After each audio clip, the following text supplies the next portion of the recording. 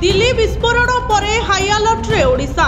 भुवनेश्वर, कटक, पुरी, कोणार्क, नुआपड़ा, ब्रह्मपुर, संबलपुर, जगतसिंहपुर समेत विभिन्न जिले में पुलिस हाई अलर्ट जारी रही।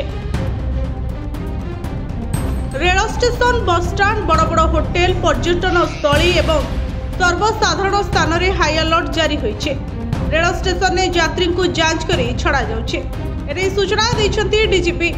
बालीजात्रा रे हजार हजार लोक सामिल होइथिबारु सेठाकु जाई स्थितिर अनुधान मध्य करिसंती डीजीपी। पुरी रे भी हाई अलर्ट जारी होइछे। बेलाभूमि, समुद्रकूल और बड़दाण्ड रे हाई अलर्ट जारी करा जायछे।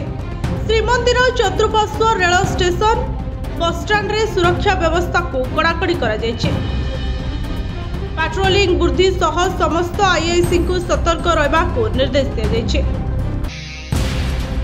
दिल्ली बोमा विस्फोरण पर कटक रे सुरक्षा व्यवस्था कड़ाकड़ी करा जायछे। रेलवे स्टेशन निकट रे सुरक्षा कड़ाकड़ी। रेल सुरक्षा कर्मी द्वारा जोरदार चेकिंग करबा सह फ्लैग मार्च करा जायछे। सुरक्षा को नजर रे रखी यात्री मानक आसबाब पत्र जांच करा जाय भितर को छड़ा जाउछे। दिल्ली विस्फोरण पर राजधानी रे सुरक्षा व्यवस्था को कड़ाकड़ी करा जायछे। रोड ब्लॉक करी गोटी गोटी करी गाड़ी जांच करिछि पुलिस। गतकाली विलंबित राति जाए भुवनेश्वर विभिन्न छक, स्टेशन, जनगहलीपूर्ण स्थान रे पुलिस तन तन करी जांच करुवा देखा मिली। एथिसह रेलवे स्टेशन ने डॉग स्क्वाड द्वारा ट्रेन भीतर जांच करथिला पुलिस। ब्यूरो रिपोर्ट, जनता टीवी।